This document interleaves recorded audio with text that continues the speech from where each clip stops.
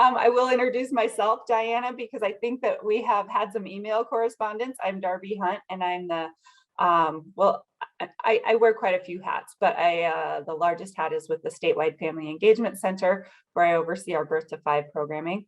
And I also serve on the Early Learner South Dakota board, which is why Tifanie is here joining us, is because of our public policy forum. So Tifanie, if it's okay with you, I'll just go ahead and let you introduce yourself and we'll get moving.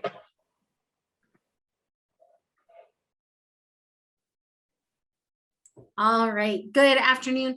I was telling, saying earlier 1 or 100. And so for anybody that watches this later, thanks for joining. A little bit about myself. I am the Advocacy and Program Director at Children's Home Child Advocacy Center. I also, in addition to oversight of the Child Advocacy Center here in Rapid City, I also oversee a statewide prevention initiative through Children's Home Society, which includes ACEs and adverse childhood experiences and enough abuse. And I'm super excited to be talking about this connection between lived experience, mental health, trauma, and how that shows up in the classroom for our kiddos. If you have questions, please put them in the chat box, and we'll certainly answer those later on. So I can't talk about this connection between lived experience and mental health and how that shows up in a classroom without giving a little context for how trauma manifests in the body, right? So in order to better understand what this progression looks like, we have to talk a little bit about science today. So when we talk about early prevention or prevention in general, the biggest bang for our buck often happens during these early learning years. So about 90% of our brain development actually happens within the first 5 years of life, right? And so those are key developmental periods for our brain. One study I looked at said that for synaptic neuron connections in the brain, that infants have like billions of possibilities. And on a good day, an adult will have like 700 possibilities. So stick with me. There is hope for those of us that are a little bit past that 5-year-old age range. But what happens is essentially we have all the brain cells that we're ever going to need. They're just not hardwired together. Now, children are egocentric, which means that their world revolves around themselves.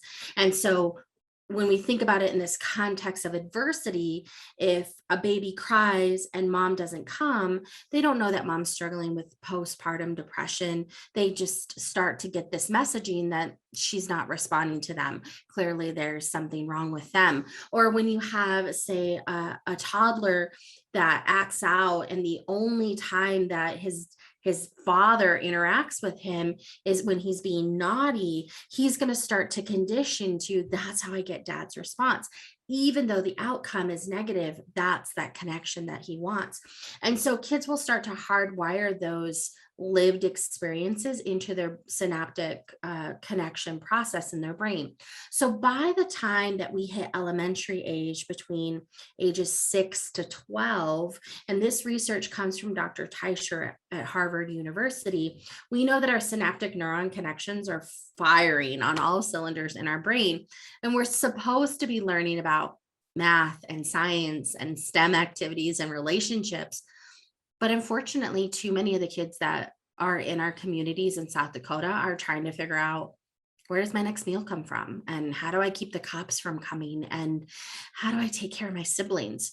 And so again, they're hardwiring based on those lived experiences. And so the classroom impact may be less because I'm dealing with whatever trauma or crisis that's taking that forefront.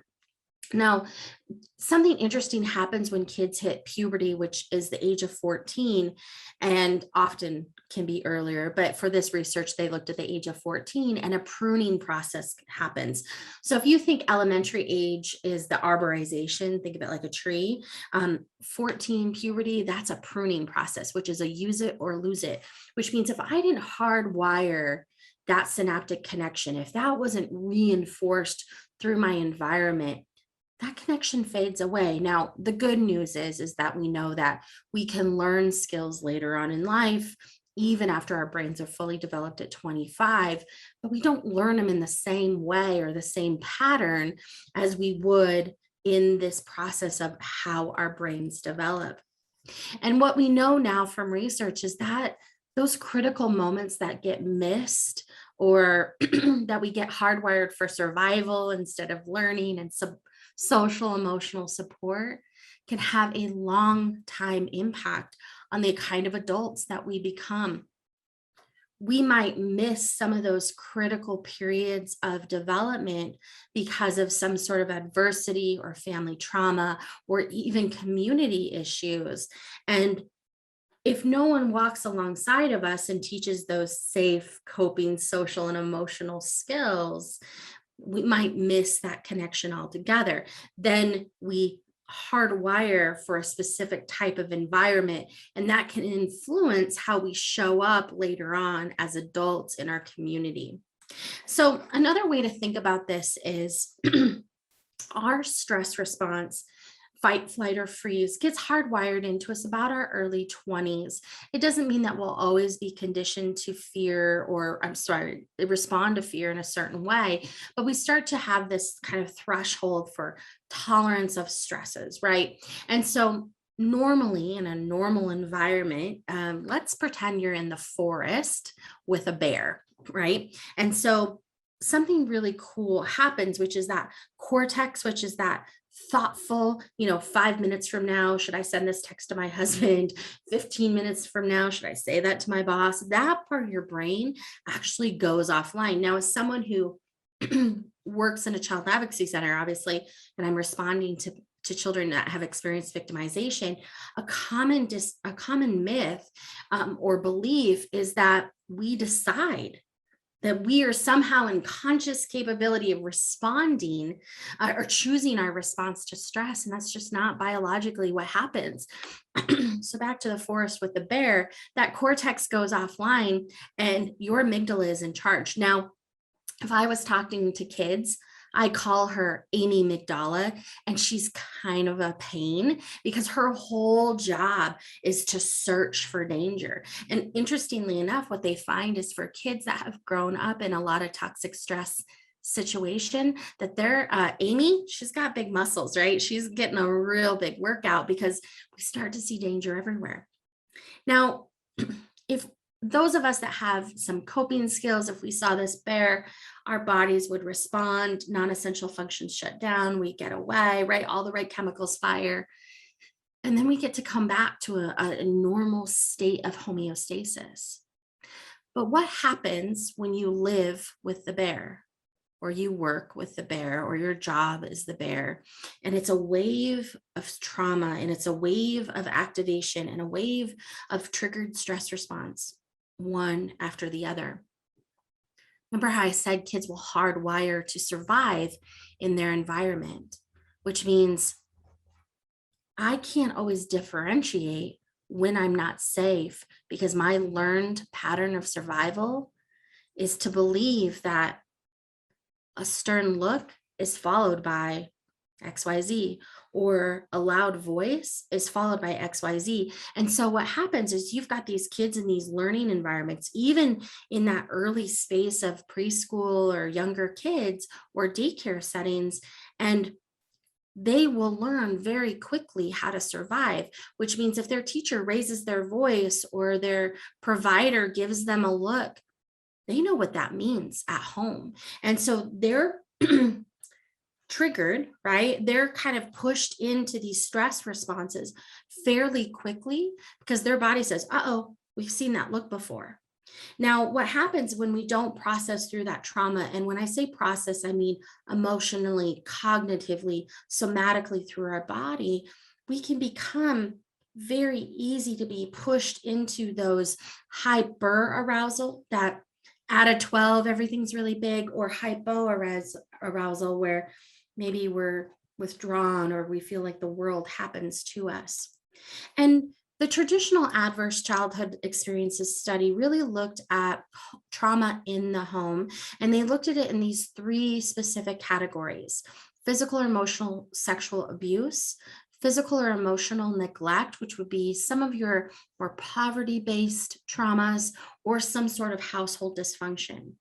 What we know now is that's not the wide breadth of what children are facing by any means. But the study that came out in the 90s certainly had to start somewhere. And so they wanted to look at the things that they felt most impacted overall child development. So they looked at impacts of parent, guardian, or caretakers. Now, before ACE's research, we knew that if individuals were partaking in health risk behaviors like IV drug use, drinking and driving, um, things like that, that they would be more at risk for disease, disability, and early death. Research in the 90s came along from Dr. Onda and Vincent Felitti, Dr. Felitti, and they really looked at, could it be that what we experience in those formative years, could that really impact who we become and the decisions that we make as adults? And so they looked at how trauma impacted brain development, how it impacted the way that we see and interact with the world around us. And certainly the risk there then is that we'll maybe choose unhealthy coping skills or mechanisms for the sake of safety, which then can lead to disease, disability, and early death. Interestingly enough, the original ACEs research did not even take into consideration historical trauma or intergenerational adversities. That science of epigenetics, or how trauma lives in us, really hasn't come along, until the last decade or so. But what we know from data being collected in South Dakota is that 23% of South Dakota children are being born into a home with a qualifying ACE event. That then leads to a sense of complex trauma or risk of complex trauma, and that disrupted coping, that disrupted ability to process, to learn, to grow. What that means for those of us that are adults, if we look at this reflectively, is there is a dose response when it comes to trauma. Trauma is not predictive. We know that individuals who come from hard places go on to be very successful and do many great things in the community. We also know from research looking at individuals that come from not as maybe known traumas can sometimes end up with health or social problems on their own. So it's not like a recipe, but we use it to tell a story about, how did we get here? What happened to you?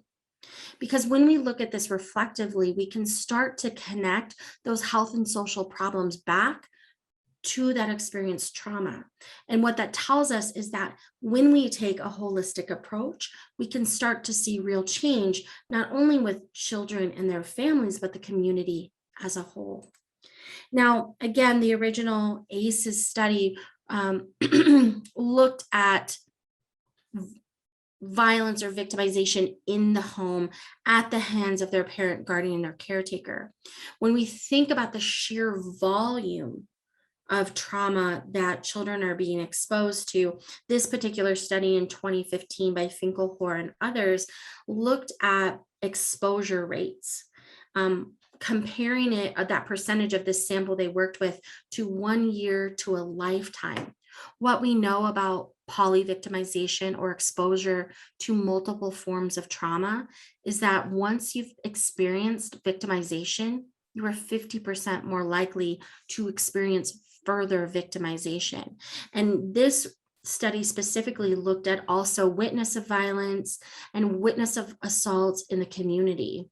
Anybody who has been in Rapid City for any period of time knows that we saw a particular spike in community violence. We know that those adverse experiences that happen in the community are also impacting our children.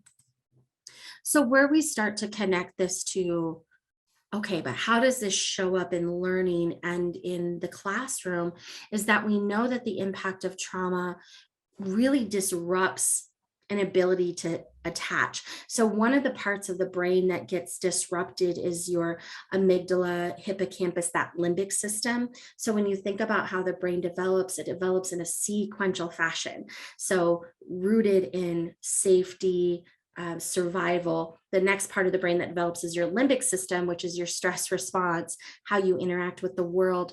That disruption of that being able to connect can make it hard for children to form healthy attachments, to choose healthy, safe people to be involved with. And as human beings, we are hardwired for connection. We know that healing happens in connection.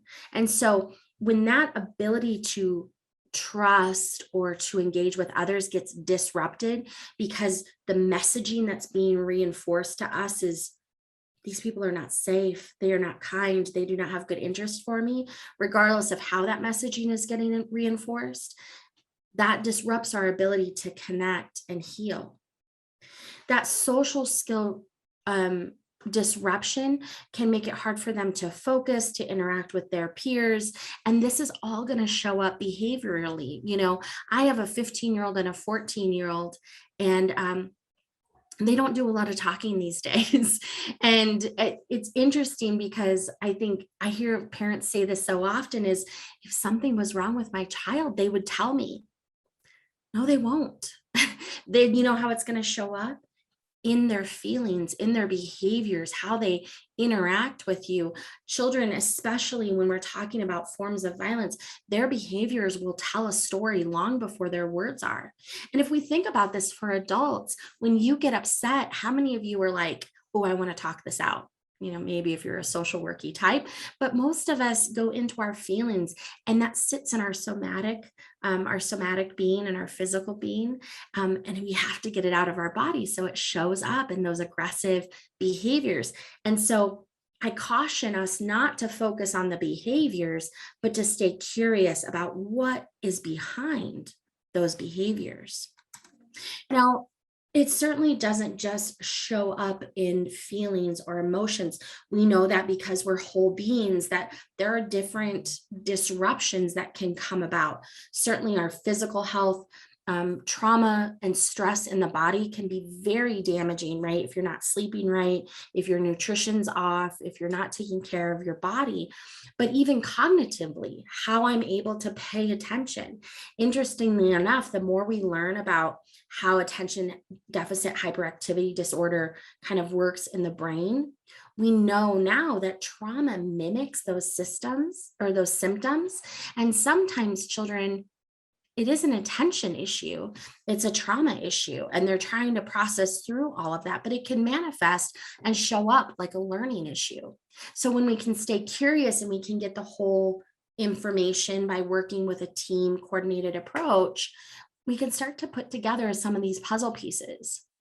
What we know, though, is that if we don't disrupt the cycle of intergenerational adversity, if we don't respond to this space of understanding trauma, that we will continue to create adults who have adversity, who then have families of their own and pass the best they know on to the next generation.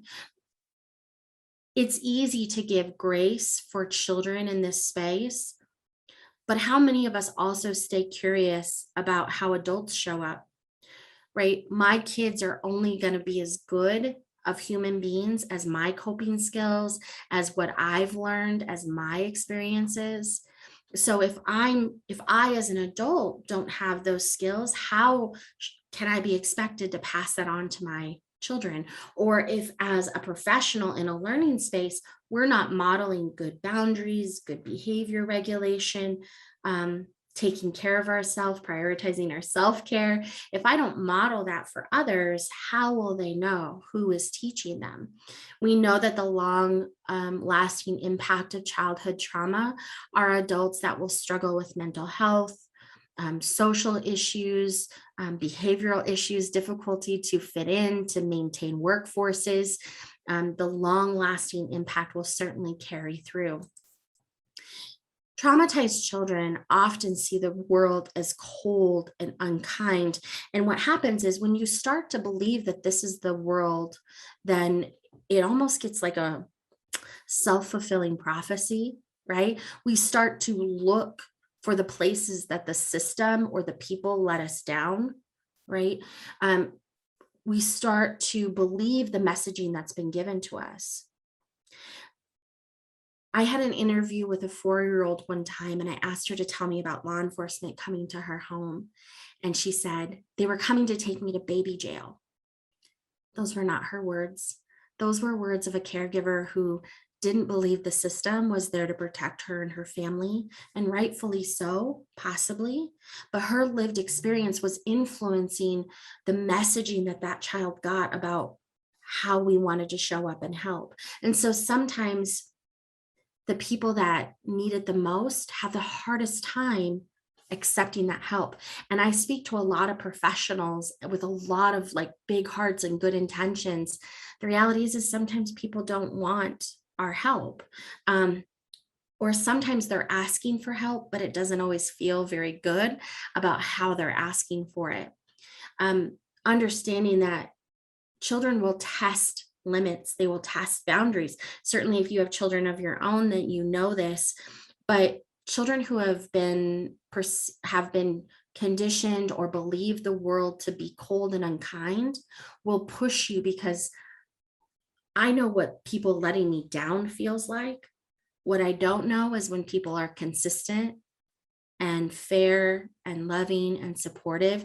That idea of stability, they're not conditioned to survive that.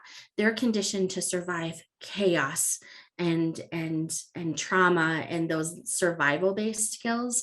This is often why we see kids that are placed into calm, supportive, social, emotional classrooms struggle with their behavior, struggle to acclimate, because that's not the world I come from. And if I don't have that world, if I don't have that chaos, I might just create it. Certainly, I bet you can think of an adult like that. If I don't have that drama, I'm going to create it because at least I know what to expect.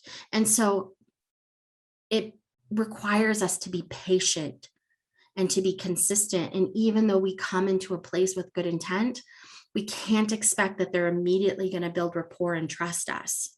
We know that individuals that come from these hard places that have toxic stress have a hard time, A, identifying when they need help, B, asking for that help, trusting someone enough to do that, and C, even if they do ask, feeling like they are worthy of receiving that help. So we have to be patient. So I want to give a little bit of a definition here, because I talk a lot about toxic stress. Now, we do need times of stress, right? My team does not love when I say that, but there's a reason I don't bail my kid out every time she forgets her lunch or her instrument or what have you, because she's got to figure out that there are consequences for her choices and how that plays out. And those moments of elevated stress hormones are actually good for us. They let us lean into our skills, and they let us take these moments where we get to like try things out and have that success. Tolerable stress are going to be those periods of maybe longer periods of stress, like I have more month than I do paycheck, or I get called into my boss's office or the principal's office. I'm not sure what this looks like. Tolerable stress is often mitigated, or the long-term impacts of tolerable stress are often mitigated by having healthy support systems or skill sets that we can draw on. Toxic stress. Our brains are only meant to handle toxic stress for 20 minutes at a time. Anything over 20 minutes, and we're getting too many of those stress hormones. But these are going to be prolonged periods of stress, victimization, child abuse, elevated response, right? The difference really between toxic stress and tolerable stress is hope. Having people that we can connect with, believing that people will help us, believing that we have options. We know that prolonged exposure to toxic stress, where we feel hopeless, or that we don't have skills, or that we don't have relationships to call on, those are the elevated levels of stress in our body that can cause long-term health and social problems. Another way to look at this in this space of learning is that children need to feel anxious. They need to feel those moments of stress. Those higher levels in cortisol can actually enhance our immunity and enhance our ability to memorize things. And so when I teach classes at a college, and I'll tell them, like, these tests are good things, right? Our adrenaline does exactly what they're designed to do, or maybe public speaking, if this isn't something you're comfortable with. We get those elevated risks of it, or those elevated levels of adrenaline, and we're like ready, and you do whatever you need to do to get prepared, and then we get to come back down. But our body in that moment says, I'm going to get you through this. I'm going to help you survive this. It's those prolonged levels of cortisol, whether is it something being reinforced in the learning environment? Is it your workspace? Is it the job that you've chosen to do, like first responders or police, law enforcement, or police, fire, things like that? Those prolonged exposures without intervention methods will actually increase your risk to illness and can increase your impaired cognitive functioning. Makes it hard to remember information, to interact with people, to retain information. Essentially, when I talk about this in the terms of kids, like, we want them to remember the rules and remember that we share in this space and all of that. I'm not going to remember that if I'm worried where my next meal is coming from, or I'm worried about when I get home, I'm going to get in trouble. So starting to connect this space of how children will then become adults who struggle with adversity, right? We know that they will compound without intervention services. And of course, the sooner we can get disruption of this exposure to trauma, the better off that our communities as a whole will be. So let's look some of these impacts about how trauma impacts children specifically in their learning spaces. We know that children with 3 or more ACEs are 4 times more likely to have developmental delays, because this trauma is happening while their brain is still forming. Children with 4 or more ACEs are 32 more times more likely to have behavioral problems in school. It's going to show up in our classrooms, right? When we think about how this risk of mental health issues is related to trauma, this particular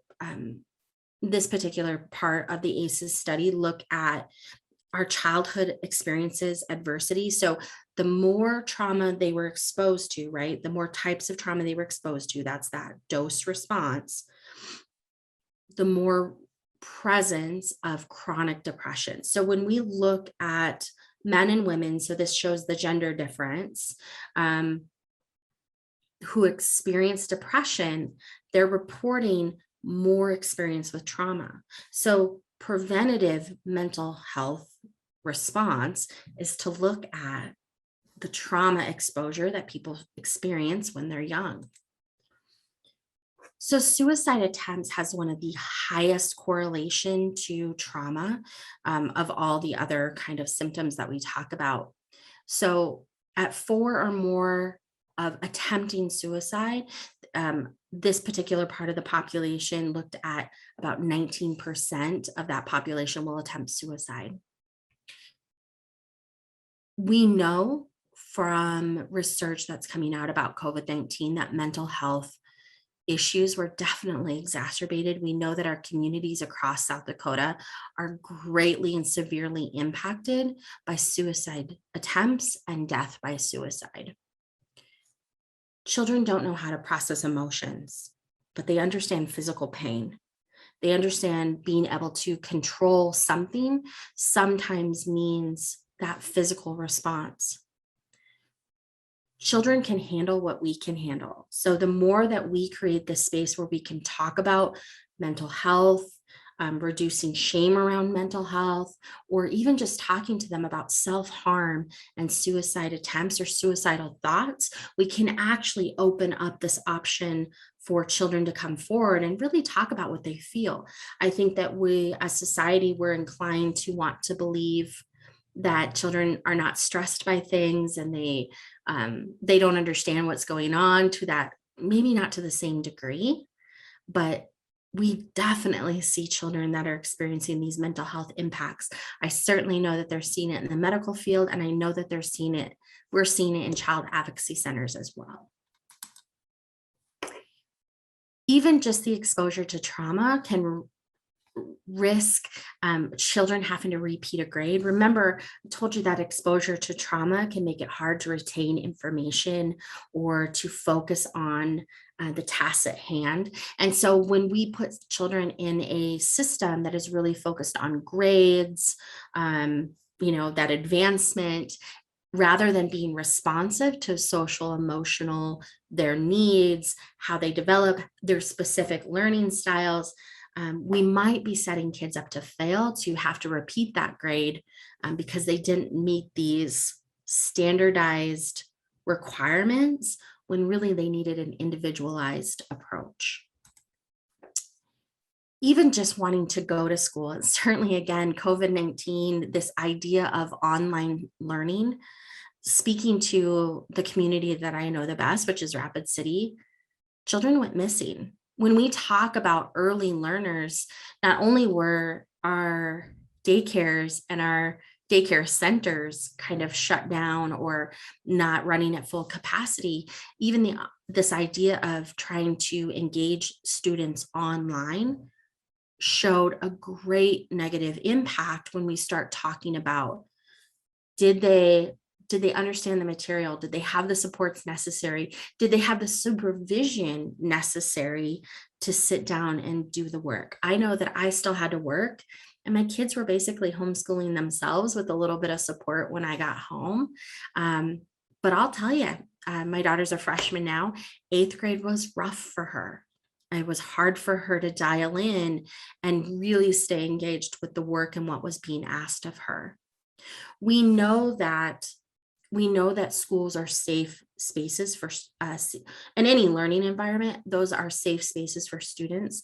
We know that 50% of disclosures come through mandatory reporter situations like schools or daycares. But they're showing up because of the connection. They're not necessarily showing up to do the work. And so it's hard for me to process and do the tasks associated with school if emotionally I'm not connected in that environment. Even this lifelong pattern of disruption when it comes to educational advancement, we know that a disruption in that early learning connection to education, to the belief that education is good and it's worthy of our time and our investment, can impact what that looks like later on. We know that if we don't get kids graduated, that they're going to have a hard time then seeking out college, then either some or a college degree. And we know that that's going to impact our workplace and our workforce development as well. We certainly need kids that are looking to get education in all types of fields. And certainly not everybody has to go to college, but understanding that education and access to education is one of the factors that impacts our overall health and well-being. It's important that we keep our kids engaged in that learning process. Now, interestingly enough, the data that came out of the Adverse Childhood Experiences study was data in the volume amounts, like the volume that we've never really seen before.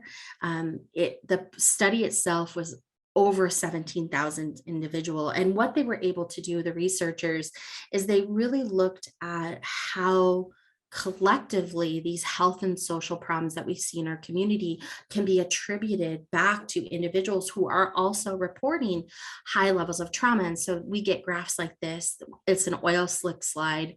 We talk about attributable risk. So these percentages of these health and social problems can be attributed back to individuals that have high levels of trauma. So 67% of all suicide attempts can be related back to high trauma, 50%, 56% of anxiety, 61% of incarceration. The reality is there's nothing on here that we wouldn't like to see changed in any of our communities. And it can feel overwhelming to say, okay, so if we were going to look at reducing mental illness in our community, and we got 69% of serious persistent mental illness down to 68%, that's not a huge impact, right? You might feel like that's not enough. But because of how trauma is interrelated, I want you to think about the work that we do with early learners, with child advocacy centers, with medical field, what have you. I want you to think of it like a paper towel. If you were to take a paper towel right now and put it in the middle of this oil slick, you'd suck up 1% of serious persistent mental illness, but you'd also suck up 1% of the whole oil slick. That's a huge impact. When we start looking at just impacting one family, isn't just one family. That one early learner is not just one early learner. It's impacting their family, and then maybe their social family construct, and maybe it flows out. All of those efforts are creating a bigger drop in the bucket than we often even realize.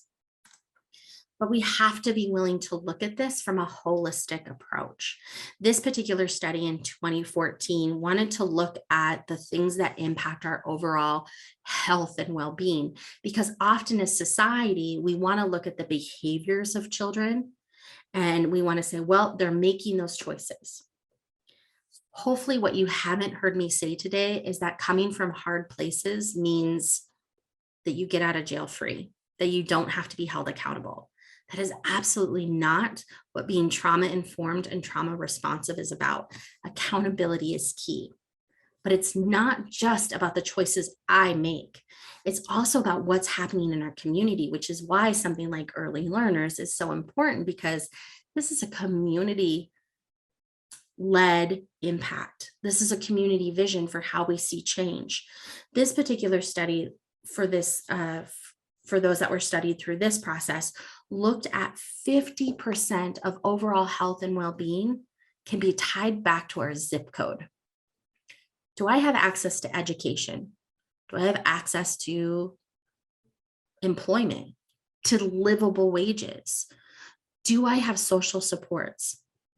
Yes, health behaviors, my health and social kind of determinants of, am I drinking? Am I eating McDonald's every night? That's 30%, but 50% can be tied back to overall, do I feel safe in my environment? When we think about the things that can disrupt early learning, and I've certainly heard it said in these groups before, is what does it look like in the community? If I'm not feeling safe when I lay down at night, I'm not worried about if I read my math or if I did my science problems. And then of course, 20% is access to that healthcare. Are individuals receiving the healthcare support that they need to feel healthy holistically? Now, I never like to just talk about the hard stuff and not give you any sort of, here's what we can do about it. So Dr. Anda, who is one of the principal co-founders of the ACEs study, was a preventionist at heart. And he said, what is predictable is preventable. And if we had a recipe card for building healthy communities, this is what research would give us. So there are 3 core components, and I want you to think about building resilience in yourself, in others, in children, in community. I want you to think of it based on these 3 pillars. Now, just like a 3-legged stool, if you are missing one of these or one's not as developed as the others, stool's going to wobble a little bit. So the first one is building up the individual. If I asked you right now, let's say we were in community together, and I asked you to give me a list of 5 things you're awesome at. How many of you could give me 5 things you're awesome at? On the flip side, if I asked you to give me 10 things you're working on to make you a better you in 2021, that list might be easier to come up with. We place a lot of pressure on ourselves to be perfect. And certainly in the age of social media, we look at a lot of comparison, but we don't really always hold space for people to be their very best versions or recognize that strengths look different for each person. The second part of building the individual is about self-efficacy. People need to feel empowered, like they have voice and choice in their environment, and they need to have this space in which they can plug in, that they feel like they've got some power and control there. The third part of capabilities is self-regulation. So we don't come out of the womb knowing how to downward dog or box breathe. We don't know any of that. Anybody who's ever known me will tell you that the part of yoga, the only part of yoga I like is that part where you like lay down at the end and you nap. I like napping. It's like my spiritual gift. I could nap anywhere. But on the flip side, I've got a playlist for every mood that I could possibly be in. And that's how one of my regulation skills. But the key critical period for developing emotional regulation is suggested to happen at 1.5 years of age. I've been in social welfare for 12 years. I don't even know that I was intentional with my own children at 1.5 about emotional regulation. We have to be thoughtful about how we're teaching kids to cope, because they will take that into adulthood with them. The second part is people like you, people who are caring and competent. The conversation often wants to drift into this space where we drop the competent part and we just go, we just need to care about them. We need to care about people. But that is not what's going to fix or empower or engage our communities. It has to be both. Accountability is key. Who's willing to sit with you when things are hard, but hold you accountable so you don't stay there? Remember how I said the difference between toxic stress and tolerable stress is hope and positive supports? Adults need that connection to heal just as much as youth do. The third part of your stool is going to be connecting to something bigger than ourselves. Now, it talks about culture or spirituality. I do not define that for you. Faith can be a lot of different practices. Cultural can be a lot of different practices. But essentially, who's in your community? Who are we attaching kids to that help remind them that there's something bigger than themselves? We can find a lot of resilience is built in this collection or this collectiveness. So one particular study out of Washington wanted to really dive into the impact of resilience. And so they looked at this particular study, but they wanted to isolate factors of resilience.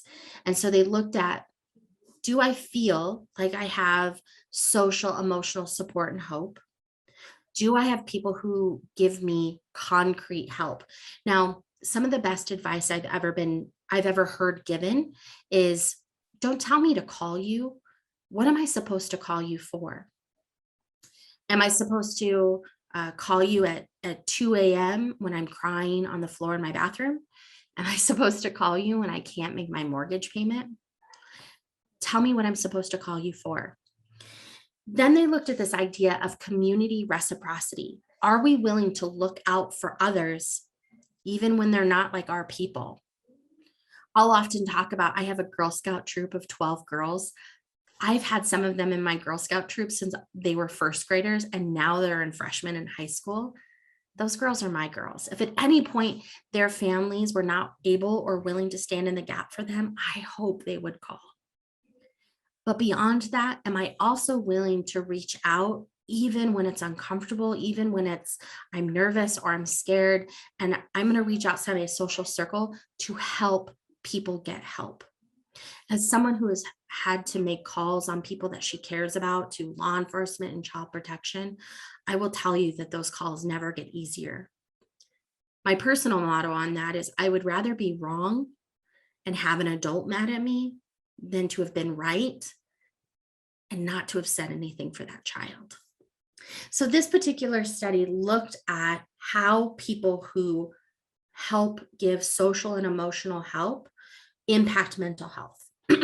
So individuals who reported having these high ACEs and they did not feel like they had support and hope would struggle with their mental health for more than half of a month. Now, when you think about struggling with mental health for more than half of a month, perhaps you're someone who knows that and has lived experience. And sometimes maybe you're just thinking about people, families that you work with.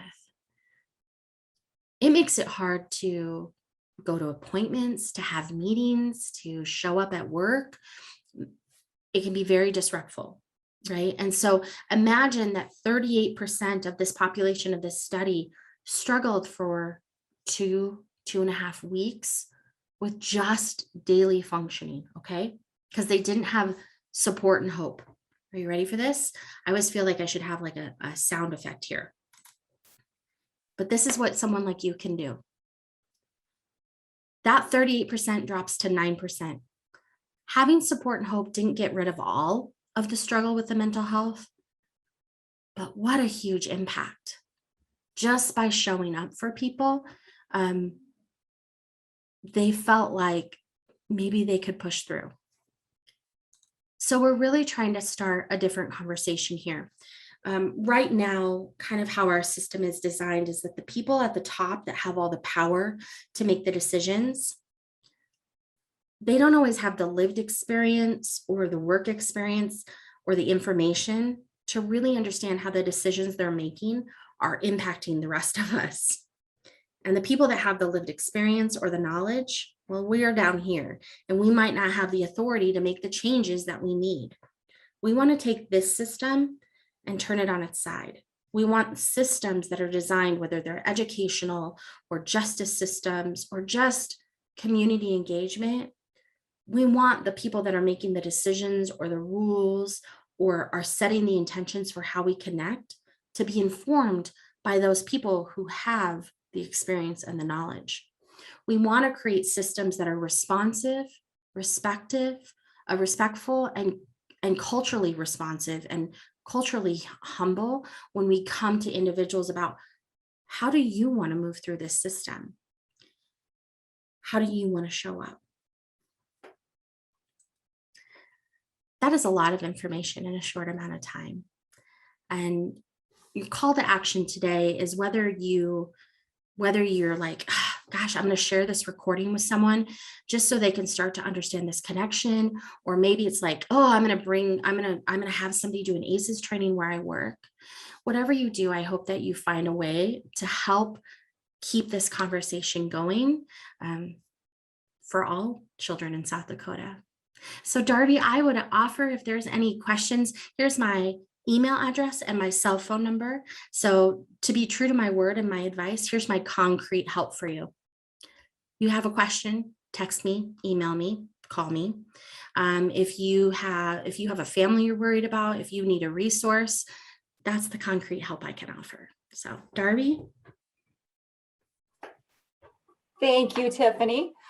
Does anybody have any questions right now?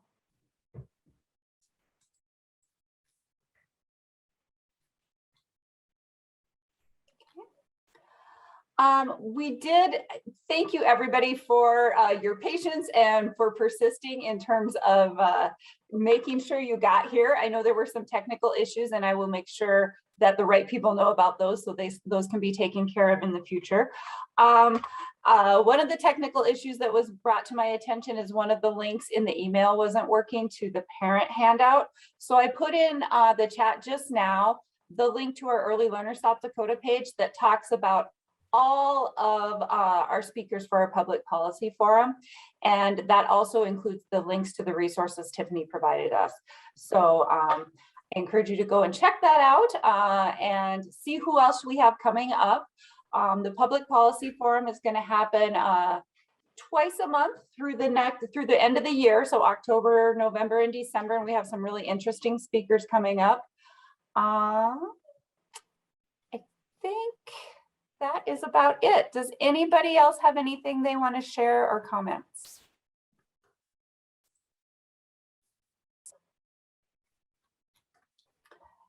Okay, as Lucy said, she is going to work on getting a recording out, and that will be on that page that I linked to you soon. And then Lucy, are you going to send that out to participants as well?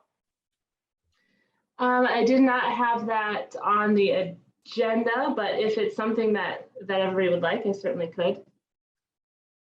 It probably wouldn't hurt, since I know a lot of people didn't catch the beginning. Sure. Yeah, everybody who registered, I'll make sure that they have the recording as well. Okay, that'd be great. Thank you. And thank you again, Tifanie, for presenting. You know, this is information that I think a lot of us are starting to pick up in our community, but you really make it hit home and present in a way that is very engaging and interesting, and makes it very personal. So thank you so much. Absolutely. And I will say Nikki's on the call here. She is one of our champion ACEs presenters, and we have people trained all across the state that can help share this conversation. So I want to hold up Nikki for all she's doing in Brookings County for sure. So, and thank you to everyone else for being here. Appreciate it.